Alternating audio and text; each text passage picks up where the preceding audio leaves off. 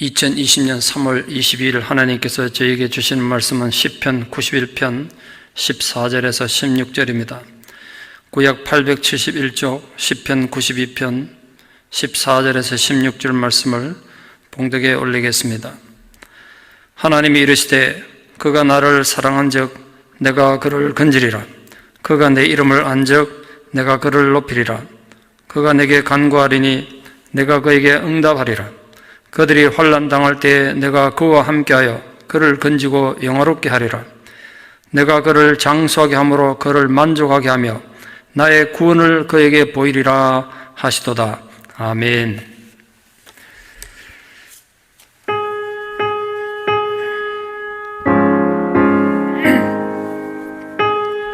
음악 꺼주세요.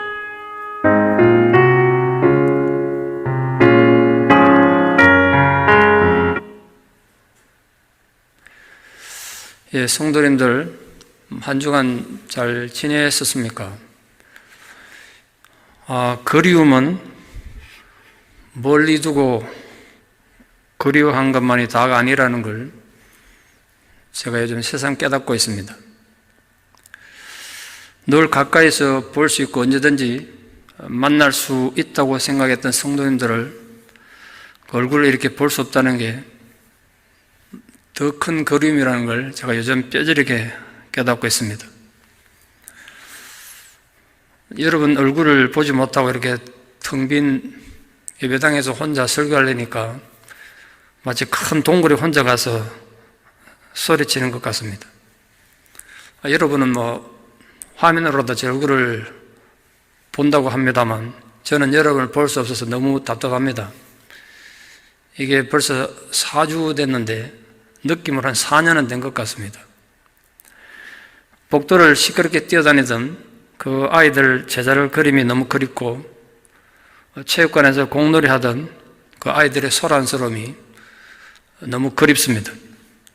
이 성가대 찬양이 너무 그립고 또 예배실에 앉아있는 여러분들의 모습을 보면서 마음이 설레던 그 시간들이 너무 그립습니다.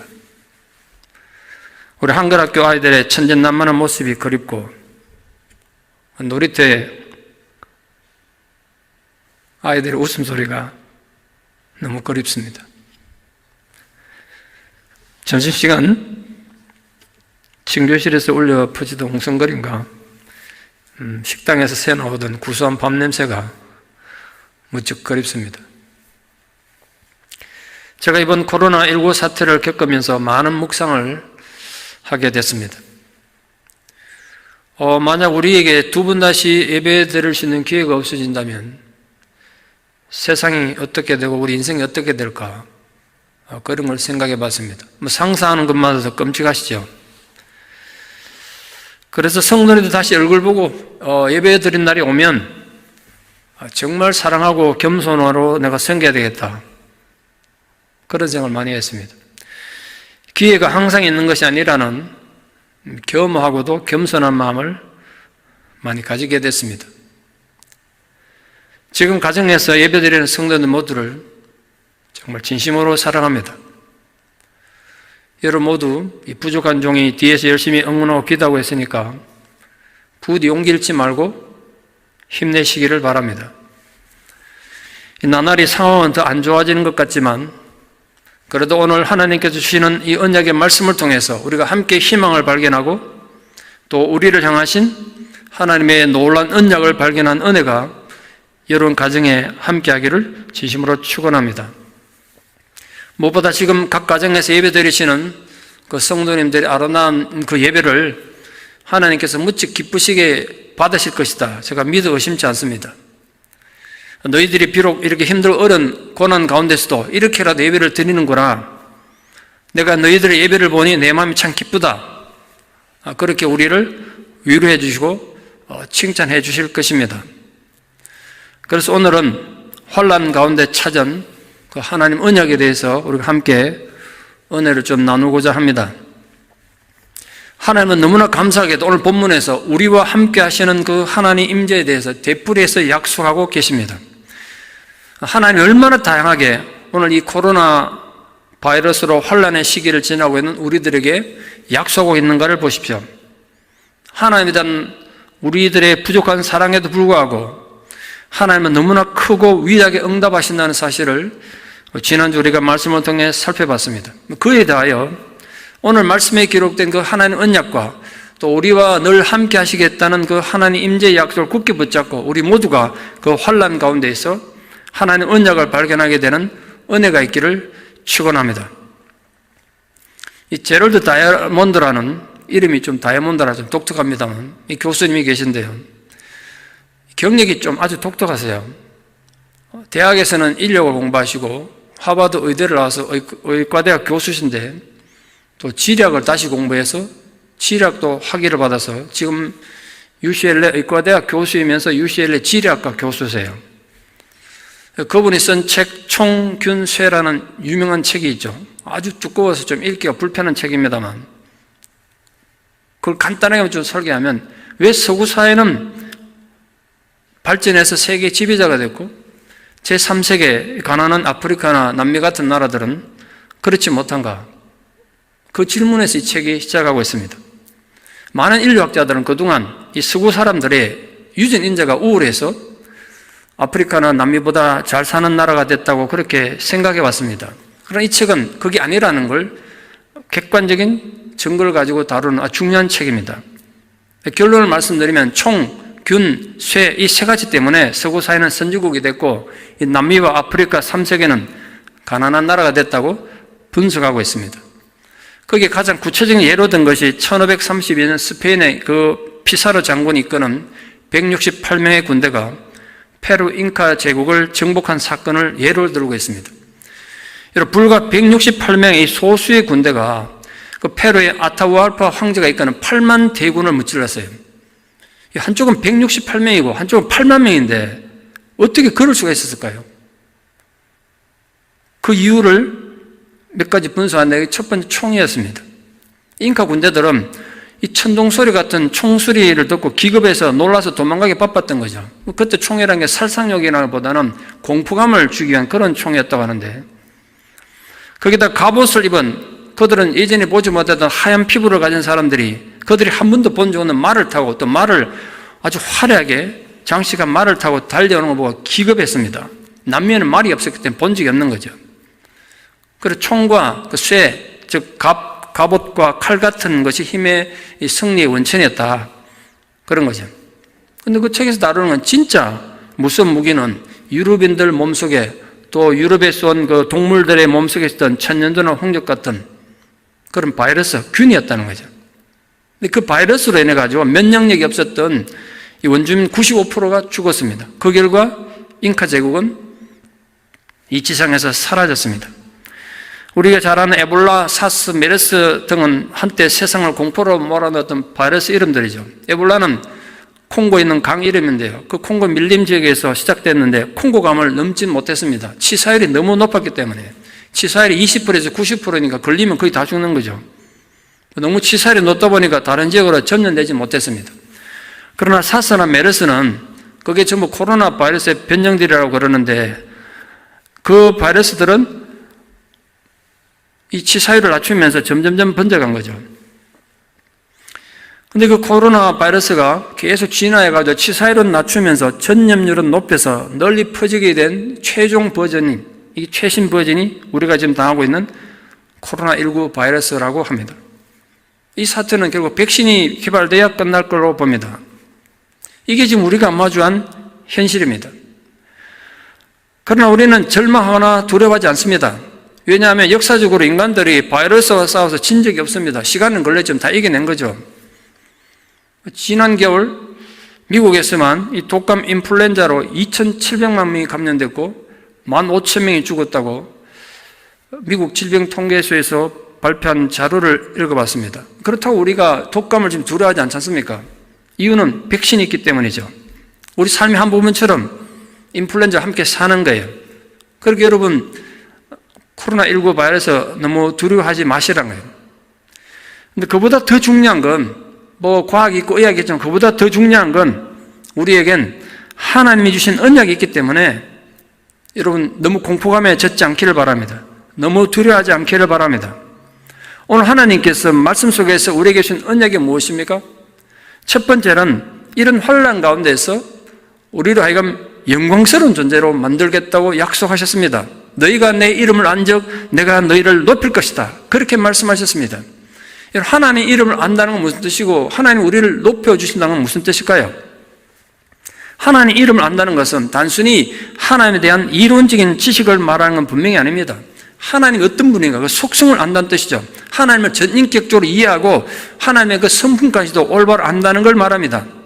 하나님은 죄를 미워하시고 죄에 대해서 보복하시는 분 맞습니다. 그러나 동시에 노하기를 더디하시며 인자를 천대까지 베풀며 용서하기를 기뻐하시는 하나님이세요. 근데 하나님 이름을 아는 것을 이토록 오늘 하나님께서 우리에게 강조하신 이유가 뭘까요? 하나님을 아는 일이 인간의 최고의 특권이며 동시에 인간 창조의 궁극적 목적이기 때문에 그렇습니다. 그러니까 어느 시대, 어느 지역, 어떤 사건에서든지 하나님의 계시는 하나님 당신의 이름을 밝힘으로써 시작됐습니다.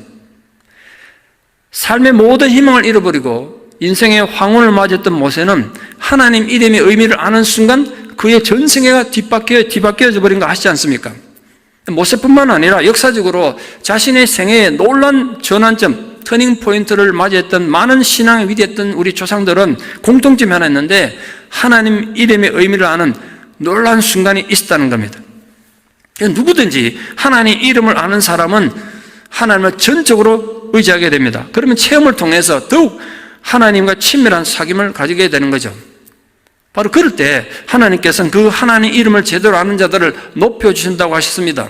물론 높여준다는 말씀은 특히 지금 오늘 우리에게 좀 적용한다면 대적들이 닿을 수 없는 안전한 곳, 다시 말해서 코로나19가 침범할 수 없는 안전한 곳에 우리를 보호하신다는 뜻도 됩니다. 또한 세상에서 우리를 영광스러운 존재가 되게 하시겠다는 뜻입니다. 인간은 자신을 높이기 위해서 얼마나 우리가 애쓰고 노력합니까?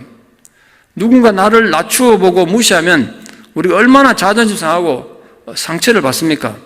인간은 누구나 존중받고 싶어하고 인정받고 싶어하죠. 그러나 진정 인간이 높임받고 인정받는 건 스스로 노력한다고 되는 건 아닙니다. 하나님 높여주셔야 인간이 진정으로 높임받을 수 있는 거 아니겠습니까? 그럼 우리가 하나님을 안다는 말에는 미신적인 요소가 끼어들 수가 없습니다. 하나님을 바로 알면 절대로 그 신앙이 미신적인 요소가 될 수 없기 때문에 그렇습니다. 지난주에도 말씀드렸습니다만 지금 한국에서 가장 문제가 되고 있는 이 신천지 문제는 바로 그들의 신앙이 미신의 차원에 머물러 있기 때문에 그렇습니다. 그들은 집단적으로 하나님 아는데 실패한 거죠. 미신적 신앙의 동기는 나만 복받겠다는 이기심입니다. 어떻게 교주 이만희가 죽지 않는다는 황당한 교리를 믿을 수 있습니까? 게다가 지금 전 세계 기독교인이 단순 계산으로 15억 명이 넘는데 자기들 14만 4천 명만 구원받는다는 그런 미신을 믿을 수 있습니까? 특히 전 세계 지금 200개가 넘는 나라에서 하나님을 믿는 사람들이 있는데 오직 한국에 있는 신천지 교인들만 구원받는다는 게 얼마나 이기적이고 어리석은 믿음입니까?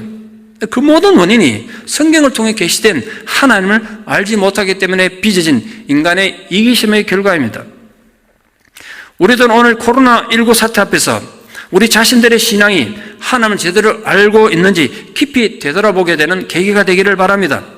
왜냐하면 하나님을 바로 아는 것이 신앙과 우리 인생의 가장 중요한 기초이자 원리이기 때문에 그렇습니다. 그래서 호세아 선지자를 알자, 힘써 여호와를 알자라고 소리쳐 외쳤던 것입니다.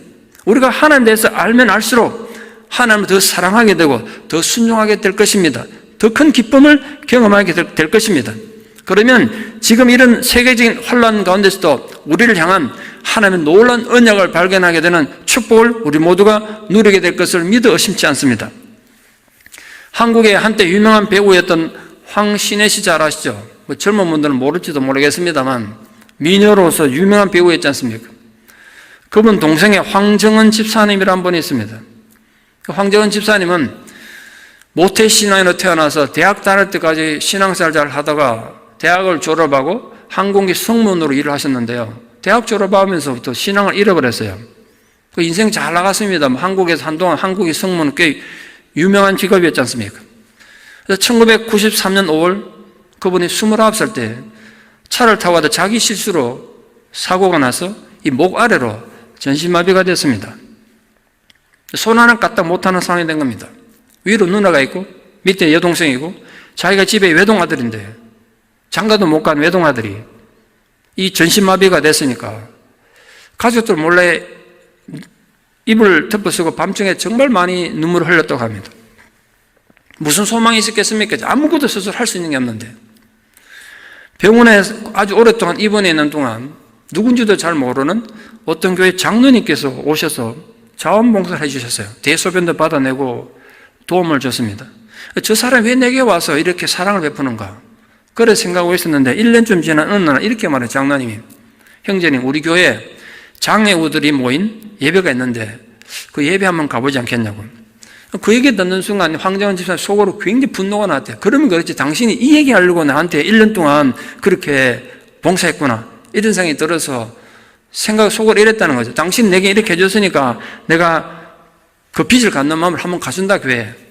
그래서 한번 가보겠다고 그렇게 얘기했습니다. 그래서 장로님께서 휠체어 태워가지고 그 교회에 예배를 간 겁니다. 그 의무적으로 참석한 거죠. 그 장로님 1, 2년에 자기한테 희생해 준 그 대가로. 근데 그 예배에서 모태신앙이었던 자신은 하나님을 떠나서 너무 멀리 가 있었지만 여전히 자신을 사랑하는 하나님을 뜨겁게 만났습니다. 황정은 집사님은 모태신앙인이었지만 하나님을 알지 못했던 것입니다. 그러나 자신이 전신마비가 된 이 고난을 통해서 정말 살아계시는 하나님을 아는 자가 됐습니다. 그 단순한 사실이 이 황성은 집사님의 모든 생각과 감정을 뒤바꿔 놓았습니다. 죽고 싶은 생각만 들어서 몸을 움직일 수 없는 자신이 가족도 뭘 어떻게 자살할 수 있을까? 이것만 늘 생각했던 절망 가운데 살아갔던 사람이 살아야 될 분명한 이유와 목적을 발견한 하나님의 사람이 된 겁니다. 그때부터 교회 가는 것이 기다려지고 예배의 기쁨을 발견하게 됐습니다. 그렇게 교회를 수년 다니던 중에 그 교회 사무원을 일하던 7살 연하의 홍정숙 자매가 마음을 열고 다가와가지고 사귀게 되고 1998년 9월에 결혼을 하게 됐습니다. 원래 지금 사고당한 지 27년이 지났습니다. 지금은 아직 전신마비 상태입니다만 입에 붓을 물고 그림 그리는 구족화가가 돼서 그림을 정말 잘 그렸던데요.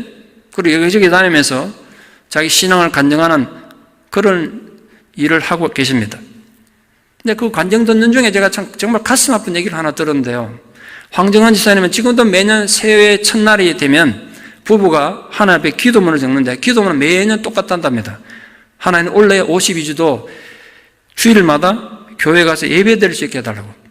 왜 그런 기도를 하냐면 이분이 이제 교회를 한번 가려면 3시간 전에 준비를 해야 한다고 그러는데 갑자기 몸 상태가 안 좋아지거나 기도가 막히거나 그러면 비상상태가 되면 교회를 못 간대요. 그분들이 매년 이 똑같은 기도 제목 하는데 지금 27년 동안 한 번도 지켜본 적이 없대요. 비상상태에 대해서 교회를 못 가는 거예요. 주일날 주보고비도 많이 넘겼대요. 우린 지금 코로나 바이러스라는 전혀 뜻밖의 사태로 정상적인 예배를 드리지 못하고 있습니다. 제가 이 상황을 접하면서 문득 예전에 들었던 그 황정은 집사님 기도문이 생각났어요. 모갈에 전신마비의 장애를 당한 한 장애인의 소원이 매주일 교회에 가서 하나님께 예배를 드리는 것이었습니다. 그런데 건강이 허락하지 않아서 27년간 그 소원은 단 한 번도 이루어지지 않았다는 거죠. 어떤 성도님께서 제게 카톡으로 이렇게 문자를 보내셨어요.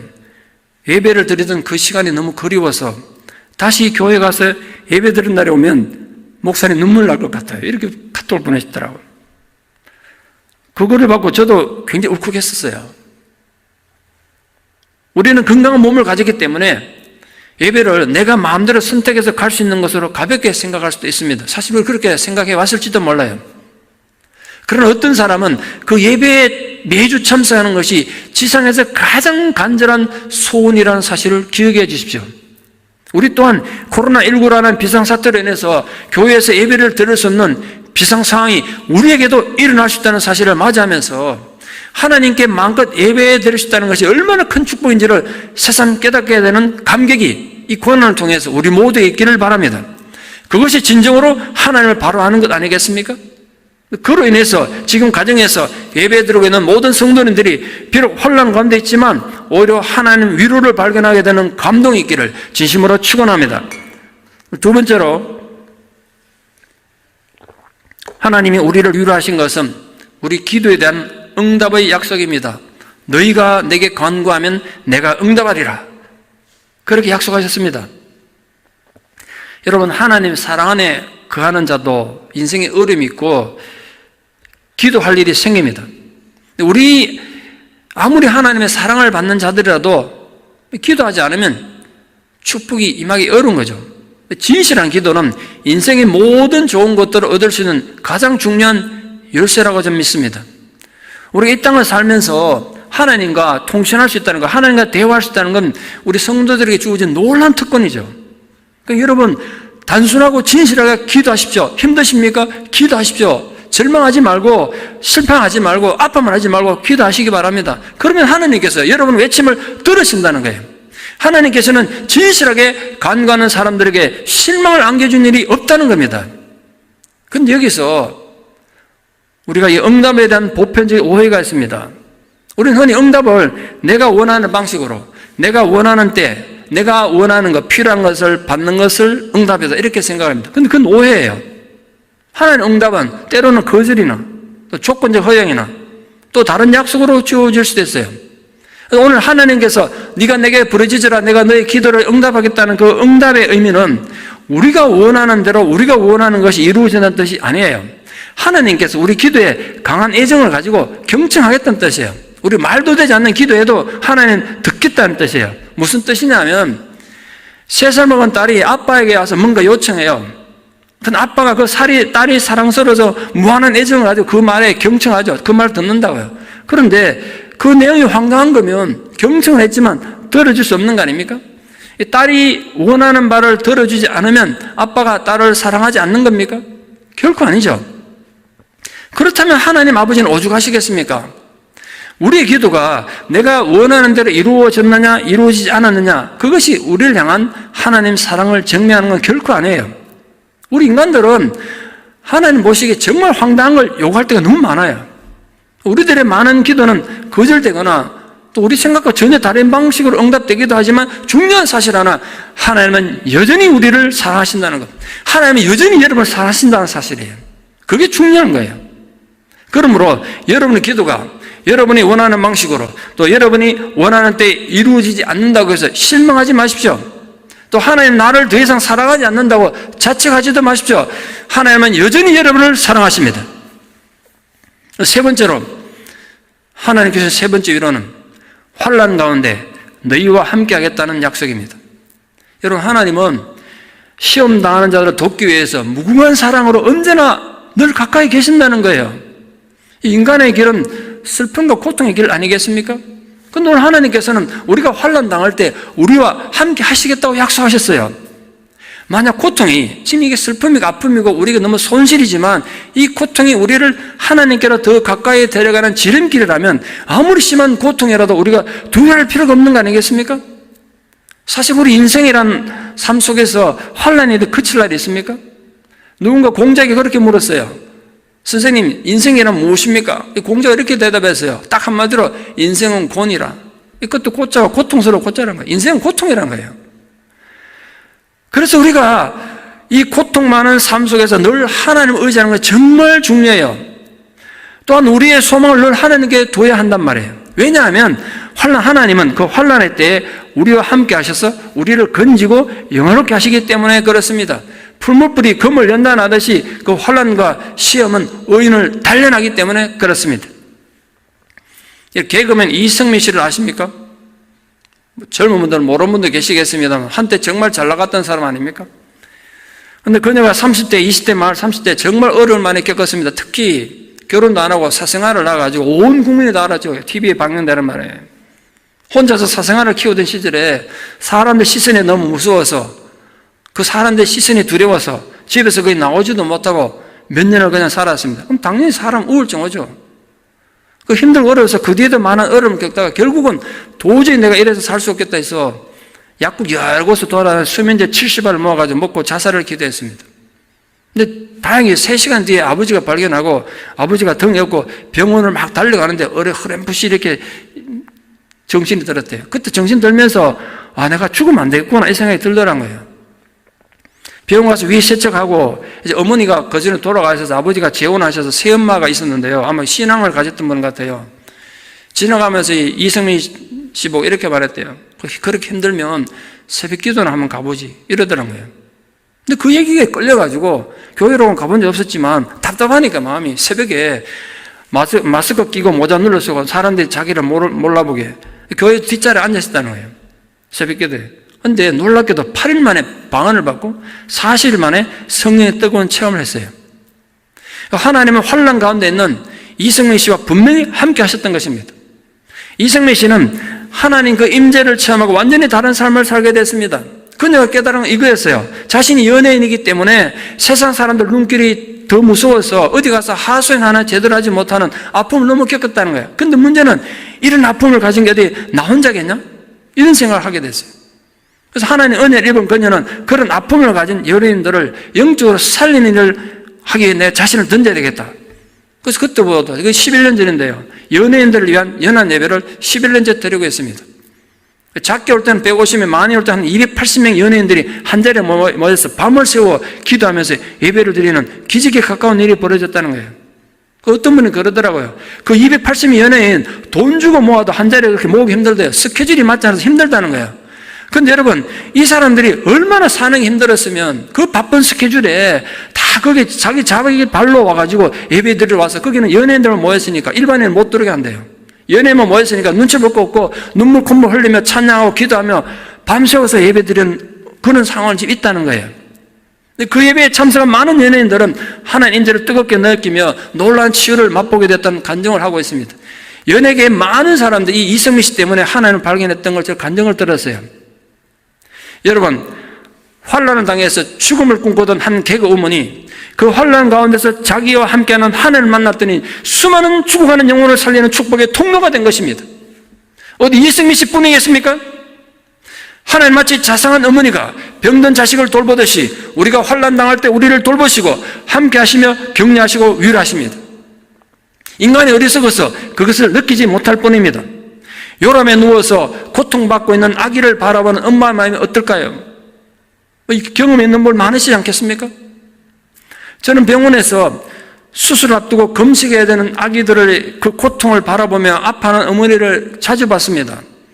여러분, 수술하기 전에 금식해야 되잖아요. 근데 아기는 지금 자기에게 왜 엄마가 젖어주지 않는지 모를 거 아닙니까? 배가 고프니까 계속 울지 않겠습니까? 몸이 아파서 울어요. 근데 엄마가 해줄 수 있는 게 아무것도 없어요. 아무것도 해줄 수 있는 엄마는 그 아기를 품에 안고 눈물을 맺혀요. 아가야, 내가 너를 대신해서 아플 수 있으면 얼마나 좋겠느냐. 어떤 어머니는 어린 아들이 MRI를 찍기 위해서 기계 속으로 들어가야 되는데 그 어린 아들 혼자 둘 수 없어서 의사들이 어머니가 위험합니다. 방사선 쬐면 위험합니다. 그래도 내가 죽은들 이 아들을 어떻게 혼자 두겠냐고 아들 손잡고 그 자리에서 온몸으로 방사선 쬐는 걸 본 적도 있어요. 사랑이 그렇게 하는 거죠. 하나님 아버지 사랑은 아주 구체적입니다. 환난 때 우리와 함께 하시고 우리 함께 아파주시고 함께 눈물 흘려주시는 엄마 같은 하나님이세요. 그거 잊지 마십시오. 그렇게 함께 하시는 하나님을 기억하십시오. 그러니까 여러분 절대로 혼자서 외롭다고 생각하지 마십시오. 지금 집 바깥에도 못 나가고 집에 참 힘드시겠습니다만 절대로 여러분 혼자라고 생각하지 마십시오. 지금 코로나19로 삶의 기초가 무너져서 고통받는 분들이 수도 없이 많습니다. 특히 자영업 하시는 장사하시는 분들은 지금 가게 문을 닫아야 되는 힘든 상황이죠.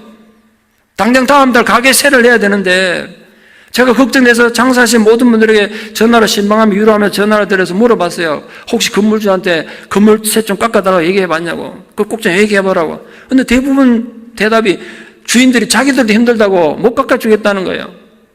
지금 가게 문도 닫았는데 다시 좀 얘기해보시면 좋겠어요. 3주간이나 가게 문 닫아야 되는데 어떻게 세를 내나 좀 깎아주시면 좋겠는데 정말 답답하고 안타까운 상황 아니겠습니까? 그러나 제가 이 한 가지 사실만은 분명하게 말씀드리고 싶어요. 하나님 아버지는 여러분을 사랑하시고 여러분 형편과 처지를 다 하십니다. 그 하나님은 하나님 자녀가 병들 때 의사와 간호사가 돼서 우리와 함께 하십니다. 우리가 연약하여 무너질 때 힘이 되어 주십니다. 어려운 일을 당할 때 내가 어떻게 해야 될지 모를 때 안내자가 되어 주십니다. 고통당할 때는 위로자가 되어 주시는 거예요. 그리고 궁극적으로 우리가 마지막 죽음을 당할 때는 생명이 되어 주십니다. 우리와 함께 하시는 그 하나님을 절대로 잊지 마십시오. 오늘 마지막 네 번째로 하나님 아버지는 우리를 하여금 장수하게 하심으로 우리를 만족하게 하실 것을 약속하셨습니다. 성경에도 오래 사는 것 복이라고 분명히 말하고 있습니다. 그럼 여러분 장수라는 게 단지 오래 사는 거겠습니까? 100세를 산다고 해도 인간이 만족할 수 있겠습니까? 만족 못할 것 같아요. 왜냐하면 곧 죽음이 닥쳐오기 때문에. 좀 과장법입니다만 설령 인간이 100만 년을 산다고 한들 죽음 있는 한 만족이 없을 것 같아요. 그러다 제가 이런 결론에 도달해서 설계 준비하다가 장수란 단지 오래 사는 게 아니구나. 단지 오래 사는 게 아니에요. 왜? 끝이 있는 건 길다고 할 수가 없잖아요. 죽음으로 인생이 끝나는 걸 어떻게 길다고 할 수 있겠습니까? 그래서 오늘 하나님께서 본문에서 말하는 진정한 장수라는 건 오래 산다는 뜻이 아니라 영원한 삶을 말하는 것이구나. 천국의 삶을 말하는 것이구나. 그렇게 생각했어요. 하나님은 우리에게 끝이 없는 생명을 허락하셨습니다. 그것이 진정한 장수의 개념 아니겠습니까? 만약 죽음이 사랑하는 사람들과 영원히 이별한 거라면 세상의 모든 희망은 사라지고 말 것입니다. 그러나 우리들은 장수의 의미가 있으니까, 영생이 있으니까 하늘나라에서 사랑하는 그들을 다시 만날 것입니다. 그게 장수란 말이에요. 그래서 예수님은 사람이 내 말을 지키면 죽음을 영원히 보지 않을 것이다. 그렇게 말씀하신 거예요. 우리는 누구나 예수 그리스도 안에서 영생할 수 있습니다. 우리 모두가 장수할 수 있는 거죠. 우리들이 그리스도 안에 있으면 우리는 죽어도 죽는 것이 아닌 것입니다. 그 죽음의 위험 앞에서도 우리가 보호받는 것입니다. 예화 하나만 말씀드리고 말씀을 맺으려고 합니다. 유럽의 흑사병은 14세기 발병해서 18세기 중반 될 때까지 400년 동안이나 지속적으로 발병해서 너무 큰 피해를 입혔습니다. 그 중에 대표적인 것이 런던 흑사병인데요. 런던의 대흑사병. 사람이 워낙 죽어서 대흑사병 이렇게 붙입니다. 수많은 사람이 죽어가는데 문제는 시체 치울 사람이 없었어요. 시체 자꾸 만지면 자기도 죽어나가니까. 정부에서 골무를 알았어요. 그때 허름한 옷차림에 낡은 수레를 몰고 한 노인이 나타났습니다. 이 노인이 나타나서 자기가 그 흑사병 죽은 시체 치우겠다는 거예요. 사람들은 노인이 너무 가난해가지고 자기가 시체 치우다 죽는 한이 있더라도 돈을 벌기 위해서 나섰는가 이래 생각했는데 이 노인은 돈도 안 받겠다는 거예요. 무료로 봉사하겠다는 거예요. 그 노인은 위생복도 입지 않고 맨손으로 시체를 수레에 실어서 옮겨갔어요. 공동묘지로 옮겨갔어요. 사람들은 저 노인네가 시체 치우다가 언제쯤 쓰러져 죽을 건가 그것만 생각하고 쳐다보고 있었습니다. 노인이 하루가 가고 한 주가 가고 한 달이 지나갔는데도 쓰러 죽지 않았어요. 심지어 이 노인은 맨손으로 이 흑사병 걸려 죽은 시체 만지다가 그늘 앉아 쉬면서 빵때 식사 때가 되면 맨손으로 빵 조각 찢어서 먹는 거예요. 그래도 쓰러지거나 죽지 않았어요. 사람들이 저 사람은 사람이 아니다. 하늘에서 낸 천사다. 뭐 이런 생각을 하게 된 겁니다. 마침내 정부 고위 관료와 어르신들이 다가와서 물었어요. 당신 신입니까? 혹시 천사입니까? 노인이 대답하기에 자신 신도 아니고 천사도 아니라고 했습니다. 그래서 어르신들과 정부 관리들이 그 노인이 하도 이상해서 데리고 실험실 가서 손바닥에 패스트균을 떨어뜨리고 현명회로 관찰해 봤대요. 놀라운 일이 벌어졌습니다. 그 노인의 손바닥에 패스트균이 닿는 순간 패스트균이 새까맣게 타 죽는 거라요. 죽어버렸어요. 이 노인한테는 패스트균이 의미가 없는 거예요. 너무 놀란 나머지 다시 물었습니다. 도대체 당신 누구십니까? 그때 그 노인네가 대답했어요. 나는 그저 가난한 은퇴 목사입니다. 하나님의 종일 뿐입니다. 그 노인이 바로 윌럼 뿌렌함 목사님이었습니다. 윌럼 뿌렌함 목사님은 오늘 하나님이 우리에게 약속하신 장수한 인생의 살아있는 증거입니다. 모두가 죽어나가는 그 흑사병 한가운데서도 아무런 해도 입지 않고 헌신하고 봉사할 수 있는 삶, 그게 바로 장수하는 삶인 것입니다. 오늘 우리도 모두 죽어나가는 이 죽음의 한가운데서도 하나님 함께 하심으로 그 언약으로 영원한 천국의 장수함을 누릴 것을 믿습니다. 그 약속이 여러분에게 있음을 선포합니다. 사랑하는 성도 여러분, 또 한 주간 비록 우리가 얼굴은 보지 못하고 각자 집에 머물며 사는 불편한 가운데서도 하나님께서 여러분과 함께하여 주실 것을 믿습니다. 하나님께서 여러분을 높여주시는 은혜가 있기를 축원합니다. 여러분 기도에 응답해 주시는 감격이 있기를 바랍니다. 예기치 못한 환난을 당한다 해도 그 환난 속에서 함께해 주시는 하나님 임재를 뜨겁게 체험하는 은혜가 또 한 주간 있기를 바랍니다. 그리고 우리 모두 천국의 영원한 삶을 기대하며 용기 있게 이 코로나19 바이러스와의 싸움에서 승리하는 우리 모든 성도들 되고 우리 자녀들 되기를 진심으로 축원합니다. 기도드리겠습니다. 우리가 환난 당할 때 우리를 품에 안으시고 함께 아파하시며 함께 눈물 흘려주시는 어머니 되신 하나님, 그 무궁한 은혜의 진실로 감사를 드립니다. 지금 전 세계적인 환란이 우리들의 삶을 근본적으로 뒤흔들어 놓은 혼돈 가운데 있지만 우리는 그 가운데서도 하나님의 위로를 발견하는 자들이 되게 하여 주시옵소서. 지금 우리는 집에서 머물며 세상의 비극이 끝나기를 기다려야 하는 연약한 상황에 있습니다. 부디 지금 이 바이러스와 싸우는 어르신들에게 지혜와 용기를 주시고 지금 투병 중인 모든 자들에게 하나님의 위로와 긍휼함이 베풀어지는 은혜가 있게 하여 주시옵소서. 하루속히 이 비극이 멈추고 우리가 일상으로 돌아가서 하나님을 기쁨으로 예배하는 그날이 속히 올 수 있도록 무궁하신 하나님의 은혜가 주의 모든 성도들과 그 자녀들과 지금 어려움을 겪고 있는 기업들 위해 구체적으로 함께하여 주시옵소서. 예수님 이름으로 기도드리옵나이다. 아멘.